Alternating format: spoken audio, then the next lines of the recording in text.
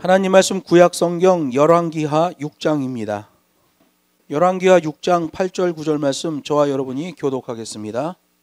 때에 아람 왕이 이스라엘로 더불어 싸우며 그 신복들과 의논하여 이르기를 우리가 아무데 진을 치리라 하였더니 하나님의 사람이 이스라엘 왕에게 기벌하여 가로되 왕은 삼가 아무 곳으로 지나가지 마소서 아람 사람이 그곳으로 나오나이다. 아멘. 본문 말씀을 가지고 믿음의 눈을 떠라라는 제목으로 하나님 말씀을 증거하겠습니다. 위기의 순간이 되면 대부분의 사람들은 절망을 하게 됩니다. 그러나 어떤 사람은 오히려 위기의 순간을 기회로 삼는 것을 보게 돼요.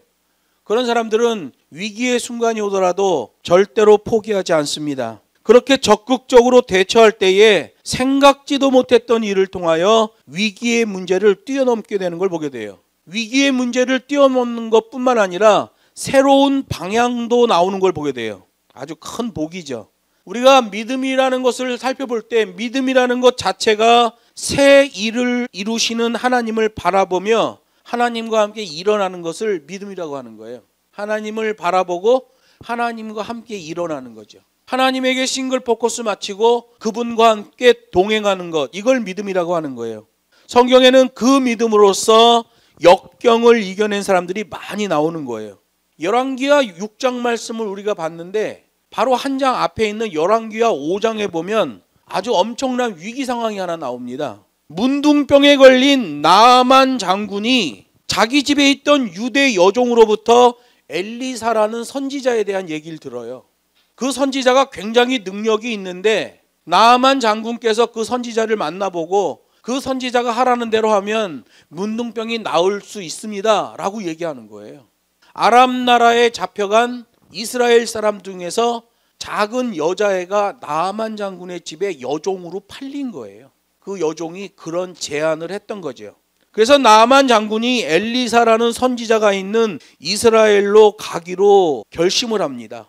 그때 아람 왕 이름이 벤하닷이라는 왕인데 그가 나아만 장군에게 은 340kg를 줘요. 먼 거리를 갔다 와야 되잖아요. 또 병자잖아요. 좋은데 묵어야 되잖아요. 돈이 소요가 많이 된단 말이에요. 또 병을 고칠 때도 돈이 많이 들어갈 것이라고 생각을 한 거죠. 은 340kg 그리고 의복 10벌을 주면서 아람 왕 벤하닷이 친서를 씁니다. 내 군대 장관 나아만의 병을 꼭 고쳐주시기 바랍니다 라는 친서를 써서 그 친서를 들려 보내는 거예요.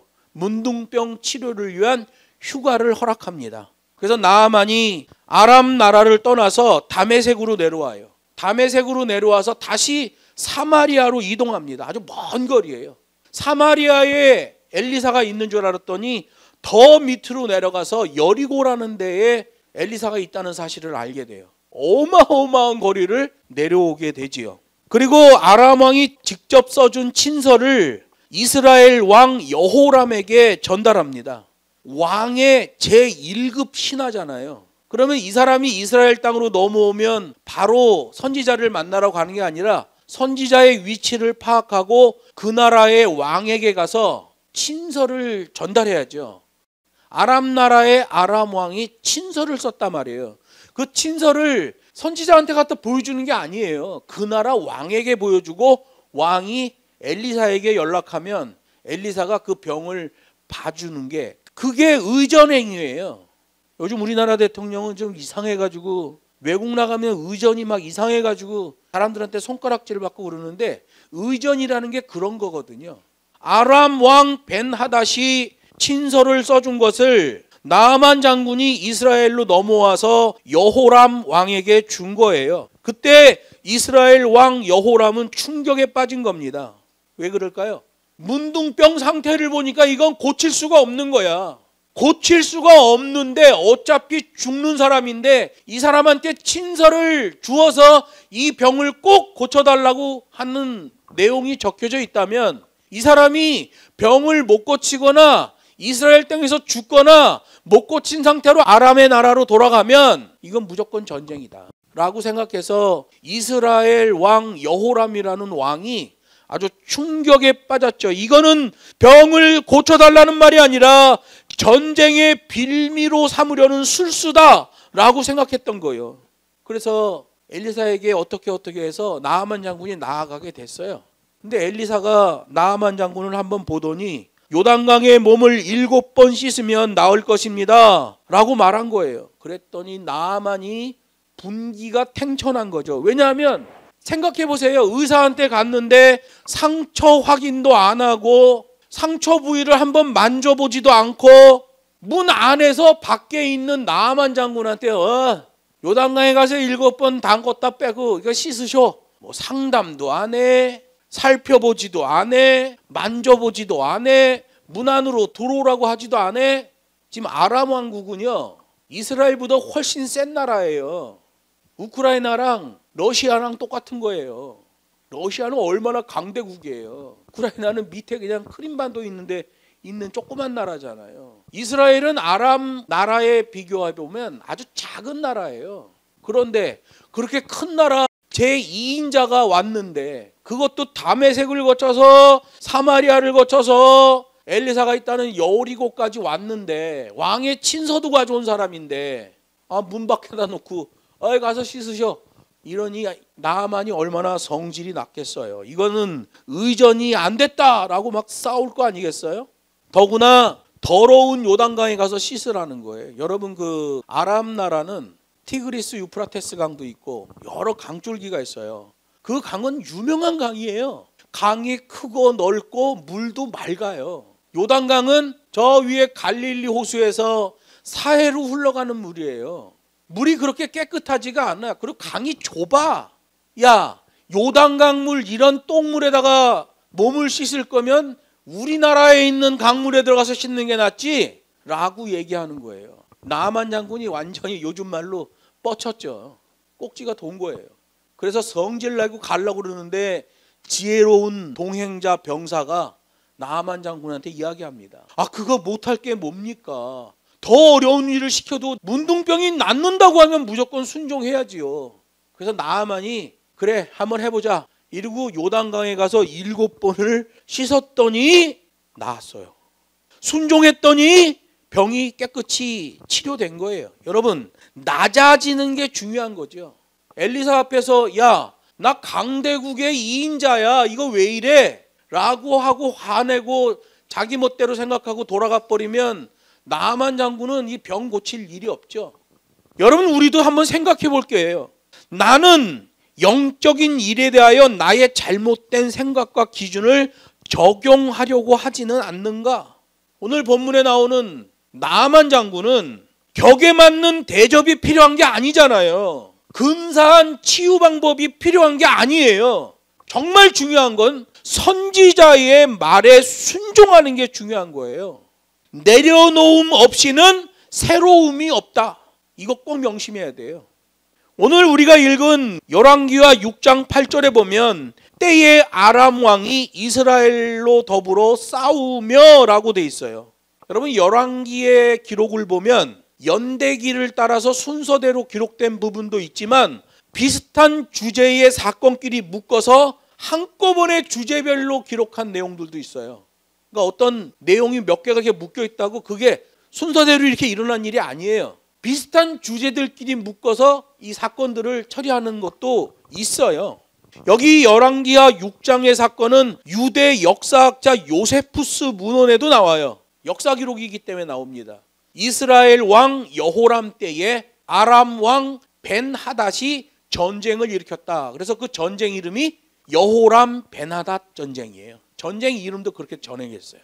더구나 열왕기하 5장에서 아람 나라 군대 장관 나아만이 문둥병에서 치유를 받은 사건에 이어서 벌어진 사건이 이스라엘 침공 사건이란 말이에요.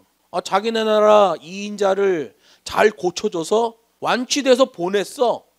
그랬는데 바로 이스라엘을 침공해 들어오네. 이건 적반하장의 전쟁 사건이라 아니할 수 없죠. 그 왜 그랬을까요? 나아만 장군이 이스라엘 선지자에게 가서 문둥병을 고쳤다라는 소문이 아람 나라 안에 파다하게 퍼진 거예요. 국경을 인접하고 있는 바로 옆 나라 이스라엘, 아람 나라 권력 2인자가 그 나라에 가서 완치를 받고 왔다. 그러면 그 고대 시대에는 아람 왕 벤하닷이 위기감을 느낄 수밖에 없는 거예요. 왜냐하면 권력자들은 비교 우위라는 걸 굉장히 중요하게 여기거든요. 내가 최고 권력자인데 밑에 애가 자꾸 치받친다 그러면 그거 그냥 없애버려야 된단 말이에요. 우크라이나랑 러시아 전쟁이 그런 거 아니겠어요? 우크라이나가 유럽 연합에 가입하려고 합니다. 그 조그만 나라가. 근데 러시아 입장에서는 야, 우리가 강대국이고 니네 옛날에 우리한테 속국이었는데 어디 유럽에 가입해서 우리랑 견주려고 그래? 그것 때문에 전쟁이 발생한 거예요. 국경을 접하고 있어. 러시아 남쪽에 흑해 연안에 국경을 접하고 있는 우크라이나예요. 근데 그 나라가 유럽 연합에 딱 가입이 되면 유럽이 되잖아요. 그럼 러시아 사람들은 유럽 사람들에 대해서 좀 열등감이 있어요. 못 살잖아. 유럽 나라는 선진국이 많아. 러시아는 선진국이 안 돼. 정치 체계가 엉망이라. 그럼 백성들이 동요하겠죠. 야, 우리는 지도자를 잘못 만나서 나라가 이 모양이 됐고 우크라이나는 우리나라의 속국이었는데 저렇게 유럽에 가입해갖고 쉥겐 조약에 영향을 받고 유럽에 있는 모든 사람들은 자유롭게 왕래를 하고 저렇게 발전을 한다. 러시아에서 그 소문이 나면 푸틴은 위기 상황이에요. 그런 거지요. 아람 나라의 2인자가 이스라엘에 와서 병을 고쳐갖고 갔다. 그럼 아람의 백성들은 와, 이스라엘이 훨씬 더 나은 나라구나. 이런 고질병까지 고쳐서 보내다니. 그러면 아람 왕 벤하닷은 정권의 위기를 느끼는 거예요. 왕하 5장에서 그 사건이 있었는데 왕하 6장에서 적반하장 침공 전쟁이 일어난 거예요. 왜 그렇겠어요? 나아만 장군 문둥병 치유 사건이 아람 나라의 위기로 작용하게 된 거죠. 열왕기하 6장 9절에 보면 하나님의 사람이 이스라엘 왕에게 기별하여 왕은 삼가 아무 곳으로 지나지 마소서라고 기록하고 있잖아요. 이는 아람 군대가 그 일대에 매복을 하고 있으니 왕이 그 땅 안으로 들어가는 일이 없도록 하십시오라는 거예요. 아람 나라의 침략에 대한 엘리사의 인지 능력은 하나님으로부터 온 것이라는 거죠. 절체절명의 상황에서 임하는 하나님의 계시예요. 제가 예전에 단기팀을 데리고 신강 위구르 자치구에 갔는데 큰 아파트에 들어가서 우리 팀 전체가 잠을 자는 거예요. 한 30명 됐나? 근데 그날 저녁 때 예배 인도하고 기도하는데 하나님이 마음에 그런 마음을 주셔요. 모든 아이들은 바로 튀나갈 수 있게 모든 짐을 배낭 안에다 넣고 평상복으로 밖에서 활동할 수 있는 옷으로 입고 자라. 일 터지면 신발만 신으면 튀나갈 수 있게 그렇게 만들고 자라. 그렇게 제가 지시했어요. 그래서 다 그렇게 하고 자는 거야, 군인들처럼.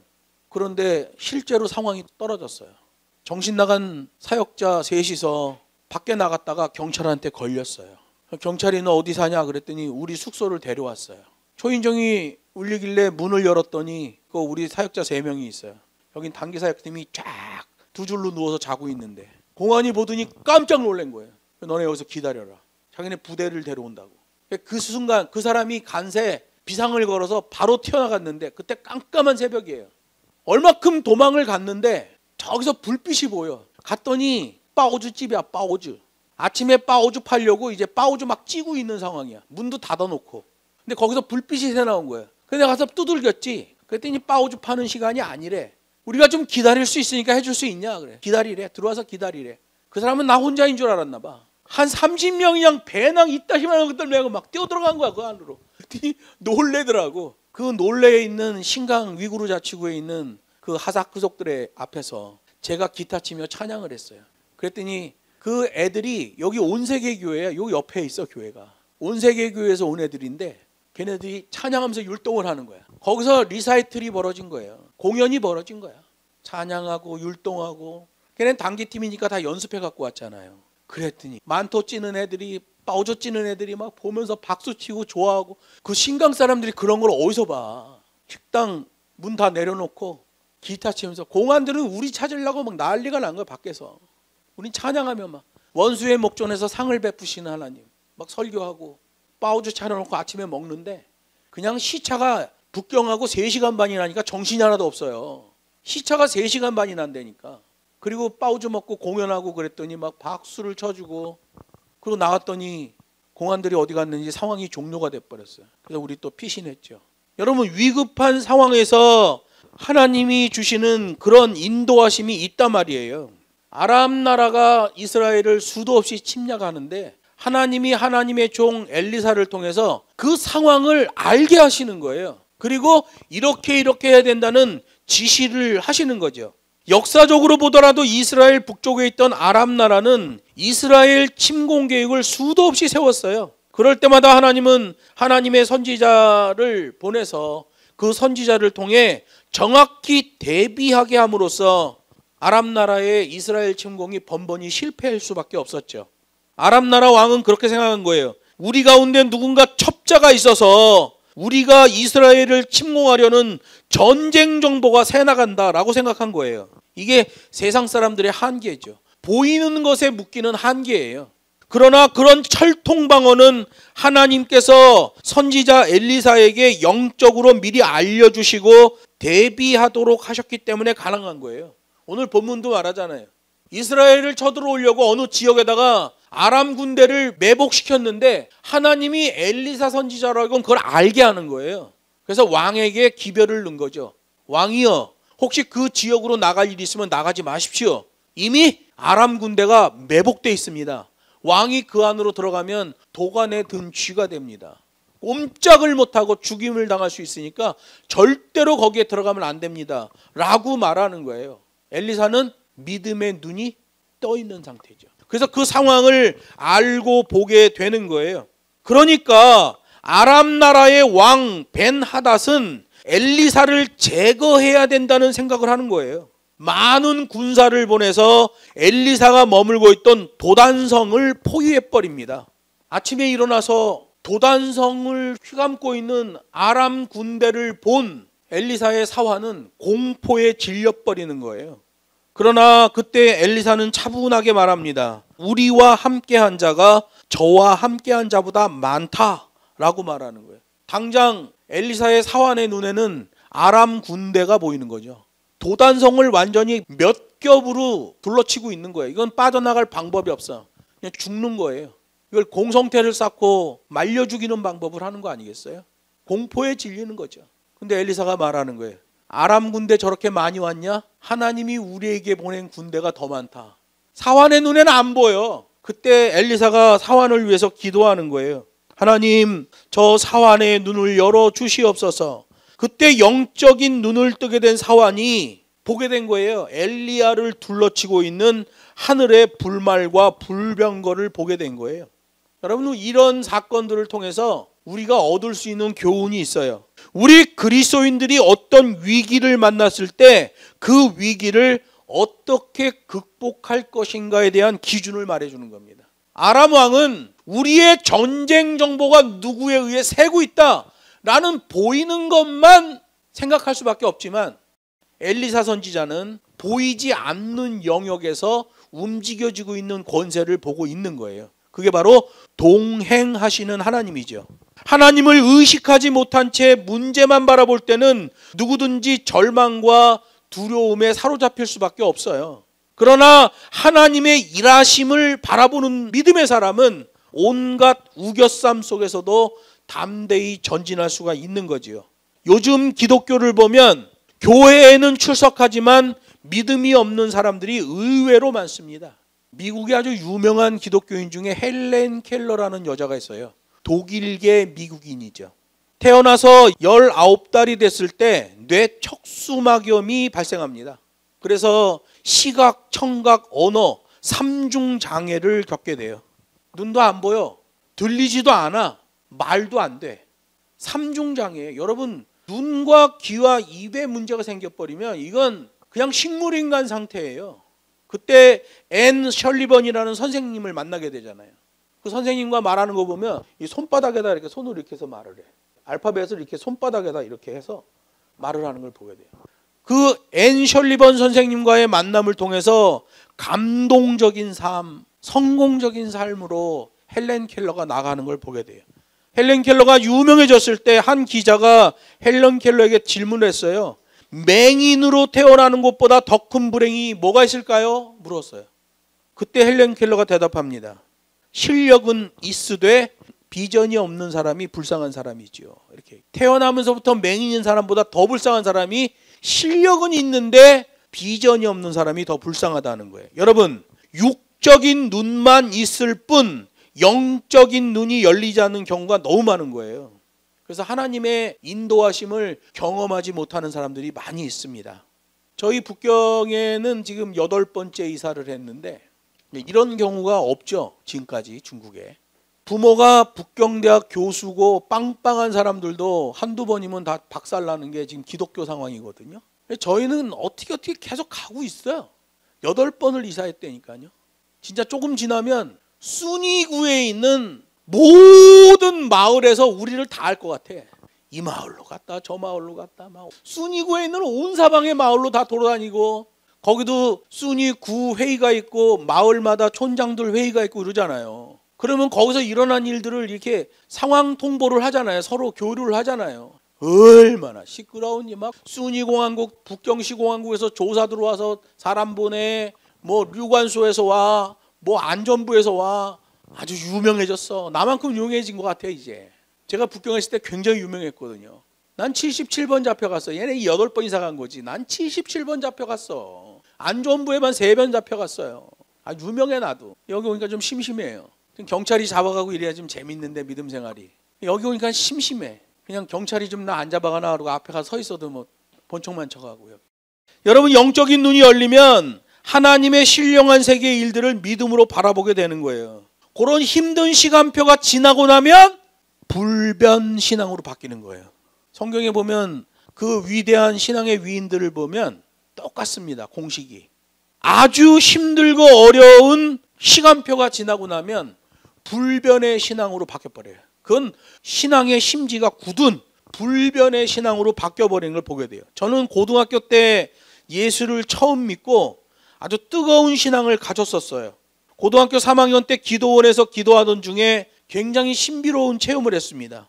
그 전까지 나의 비전은 공학 박사였어요. 저는 공학 박사가 되는 게 꿈이었어요. 그런데 그 신비로운 체험 후에 선교사에 대한 비전이 보였습니다. 저도 그걸 받았고, 저랑 같이 기도하던 어떤 강도사님도 저한테 그랬어요.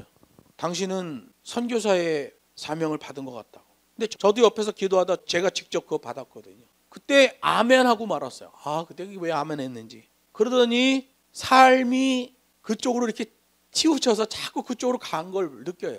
저는 젊을 때 대우자동차에서 큰 사고도 나고 막 이랬거든요. 어려움을 당했어요. 근데 그런 어려움을 당하면서 자꾸 이렇게 몰아가는 걸 느껴요. 결국은 신학 공부를 하게 된 거예요.